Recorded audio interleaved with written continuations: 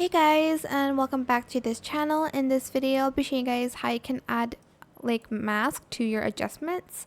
So if you're on adjustments here, I'm just going to turn off mask for actually I'm just going to adjust the video first. You can add your mask first. It's totally up to you what you want to do first. I'm just gonna adjust it like this. Then go to mask, and then you're just going to add mask, and you're going to add it here. You can use any shapes you want. You can even do the pen one here, the pen tool. I'm just going to make it a little bit bigger, and I'm going to feather it out just a tad bit so it creates this really cool spotlight effect. But that's how you can mask your adjustments on CapCut PC.